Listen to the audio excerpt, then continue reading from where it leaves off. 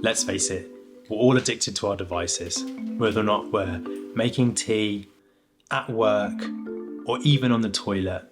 We cannot escape our phones. Now, I could have made a video about why phones are bad and how you should stop using them, but instead, I want to be much more realistic and say, how can I have a healthier relationship with my phone, which means that I feel more in control and I pick up that phone when I really want to use it. Now, I've had a lot of personal experience with this because when I was suffering from poor mental health, I would be constantly scrolling, checking for that dopamine high, looking for that next notification. And I soon realised over time that actually this is doing me no good. It's making me feel worse. So what I did was employ a load of tools and techniques, which I'm about to teach you, to make that relationship better. I also have insight here that most people don't have, because in my previous career in tech, I learned how to build addictive technology. And so in all sorts of products that you find most habit-forming, most engaging, think about the products that capture your attention and won't let go, you will find one or more of these three types of variable rewards. Companies and apps want us to stay on our devices because that ultimately drives revenue and more profit.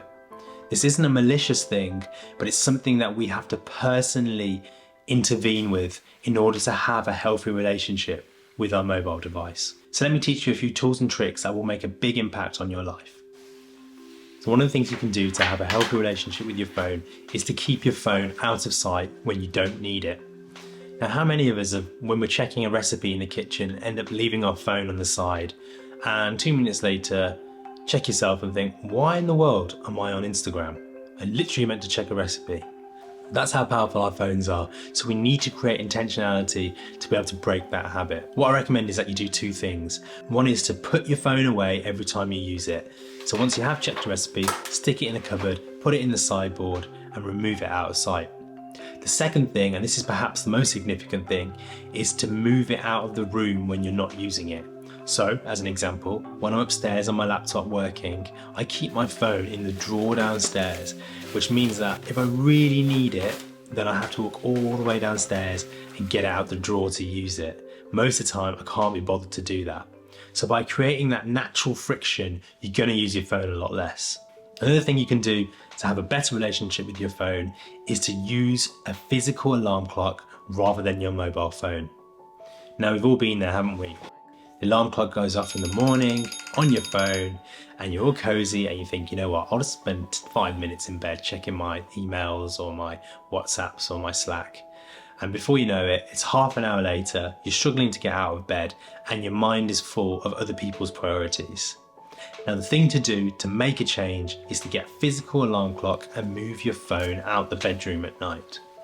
If you do those two things, then when you wake up in the morning, your head's going to feel a lot more fresh and you choose what priorities you want for the day ahead.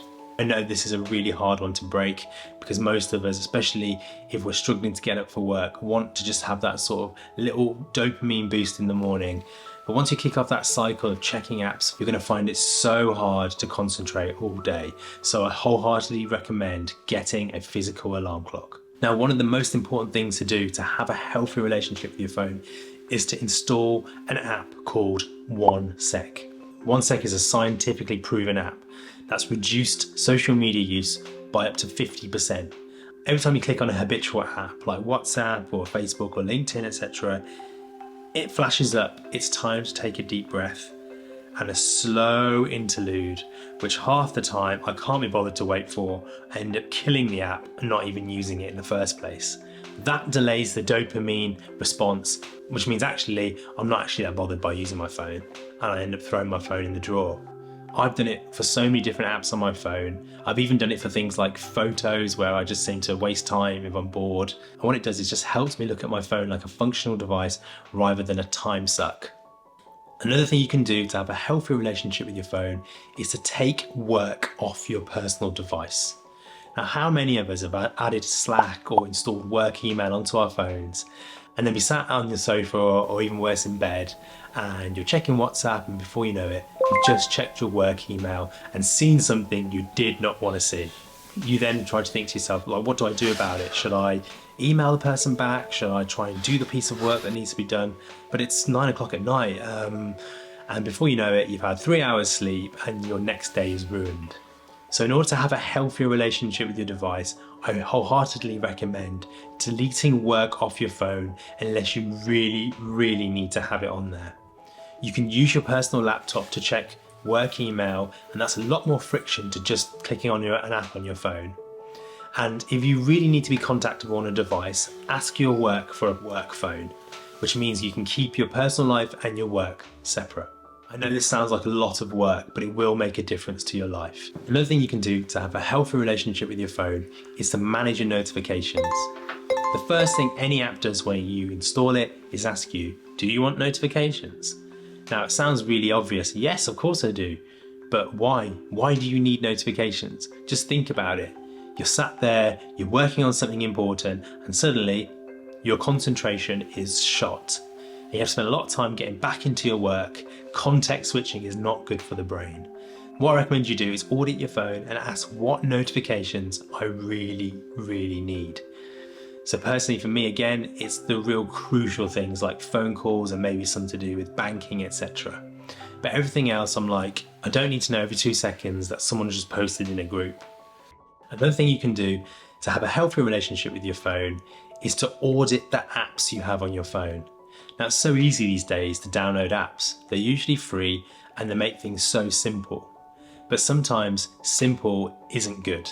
We've all been in that situation where you started checking your WhatsApp and before you know it, you've checked your Slack, then your Snapchat, then your Instagram, then your TikTok, and you're like, hey, I didn't even mean to do those things.